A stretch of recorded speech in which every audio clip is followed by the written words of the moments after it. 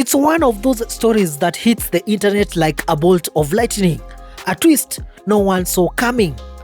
Kenyan musician Kelvin Kioko, famously known as Bahati, the gospel artist whose entire rise to fame has been built on a foundation of pain, survival, and the longing for a mother he never knew, is now trending again. And this time, the conversation is bigger, louder, and more emotional than ever. Because a woman has come forward, claiming to be his biological mother.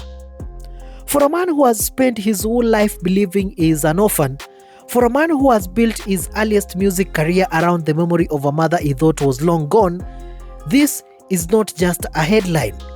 It feels like the unraveling of a lifetime of identity, faith, and emotional truth. To understand why Kenyans are shocked, you have to go back to who Bahati is. Not the celebrity, not the politician, not the public figure, but the little boy from Mathare whose childhood was shaped by loss. Bahati grew up without either parent. He has always been open about it. He spoke about the loneliness, the confusion, the unanswered questions that haunted him as a child. He once said all he ever wished for was just a day, one day only, to see his mother, to feel her presence, to understand where he came from. As he rose to fame, his pain became his art. Barua, Mama, songs that touched the nation because they came from real trauma, real hope, real longing.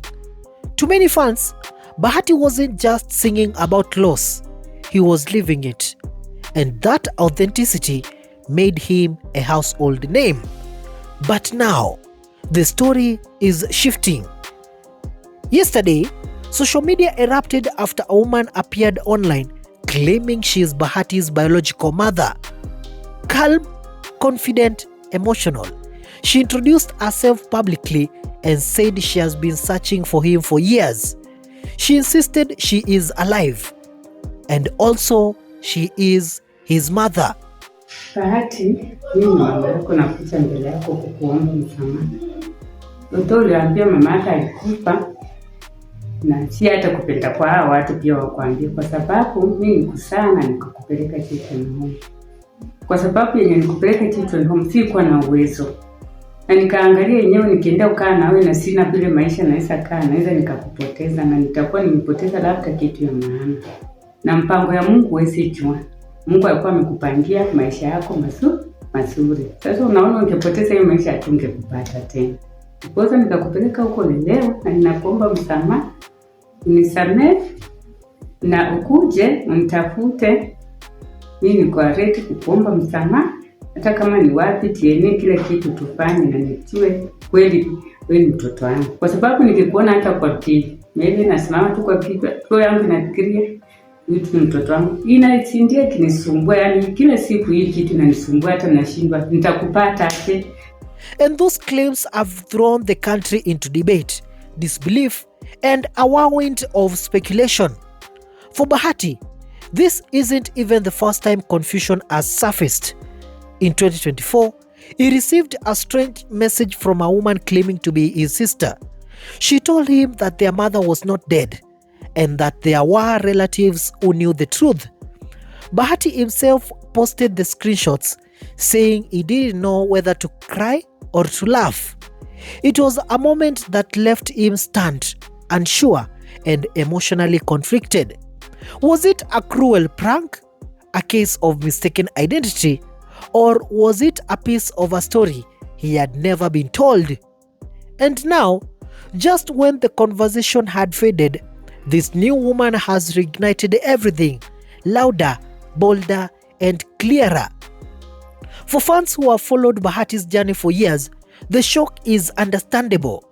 How does a man who grew up in a children's home suddenly start hearing that his mother might be alive? How do you process a reality that could rewrite your entire childhood?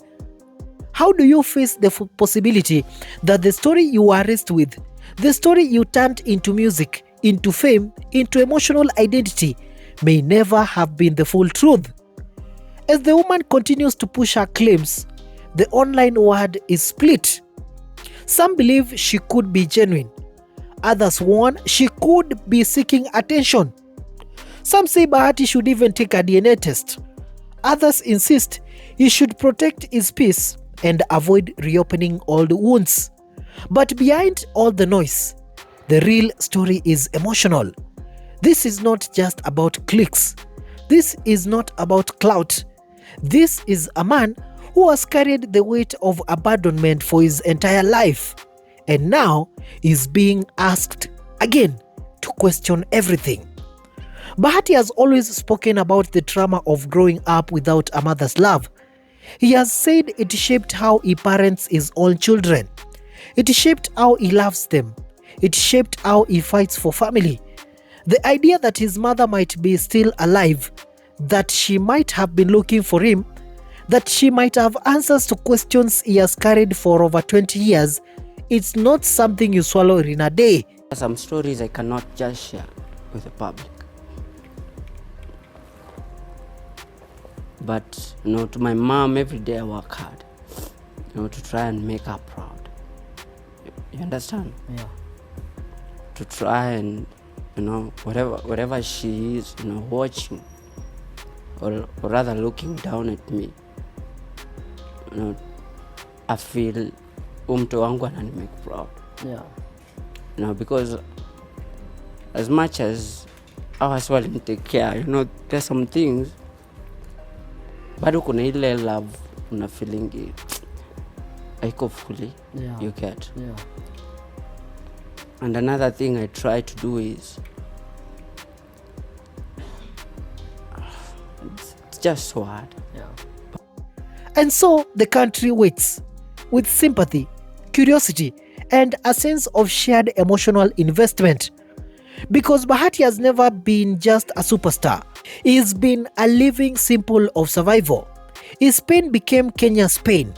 His healing became Kenya's healing. His music helped thousands process their own stories. Now, the question is simple, but the journey towards it is not.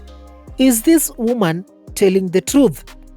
If she is, then this could be the beginning of one of the most powerful reunions Kenya has ever witnessed. A moment of closure, healing, and truth.